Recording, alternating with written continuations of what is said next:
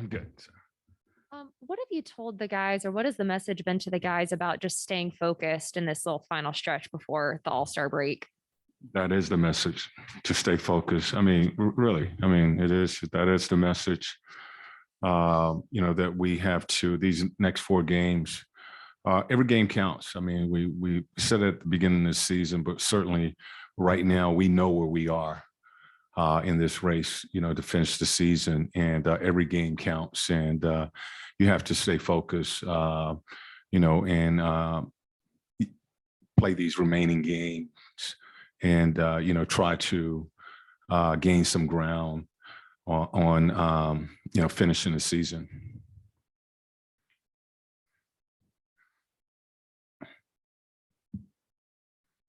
What does it say about the organization's willingness to stand pat at the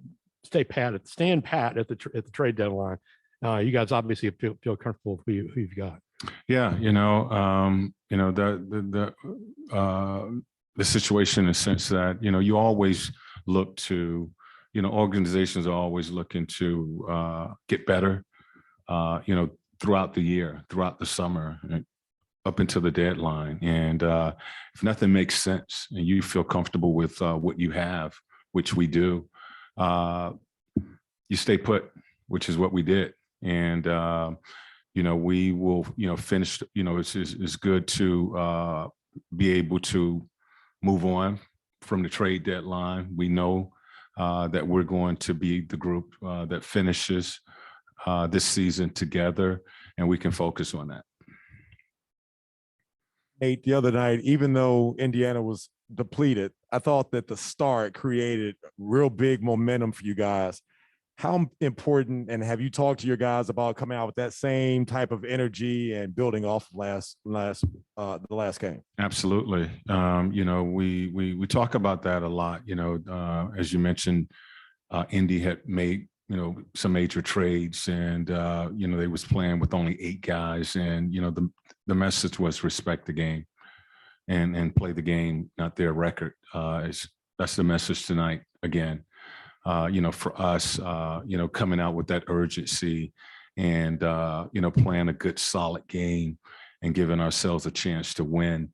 We're at that time of the season where, we can't be playing a team's record. We can't come in not ready to go. We must be ready to go and play the game. You always respect the game and respect the opponents. And I love our approach to that game. I thought we were about business from start to finish. Played the game the right way, played with a lot of energy, urgency, and our execution was really good. Coach, what stands out to you about this Spurs team? Well, I think whenever you go up against a Spurs team, you're going up against a system, a successful system. That Coach Pop has installed years ago, so they're going to play hard. They're going to play together. They're going to execute on the offensive end of the floor. Defensively, they're going to defend. They're going to be solid. They're not going to beat themselves, and they're going to play for 48 minutes. So it's about the system that has been in place there for years. And, those guys are going to, try and execute that. They had 15 offensive rebounds in the game in San Antonio. They're a very good offensive rebounding team. What makes them so good at that? And what, generally speaking, makes a team a good offensive rebounding team? Well, with them, they have a lot of movement in their offense, so they're not spreading and just standing a lot of times. A lot of times it's more almost like a passing game offense, and, so they are constantly on the move.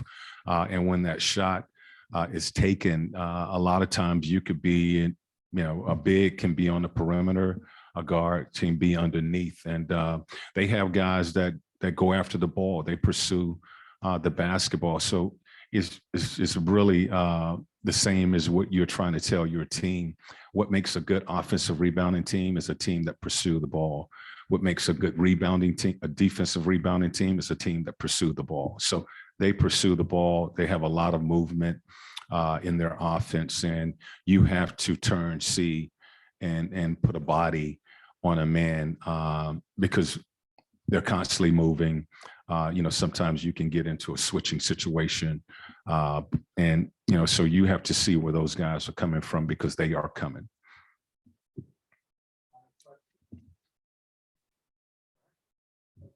All right.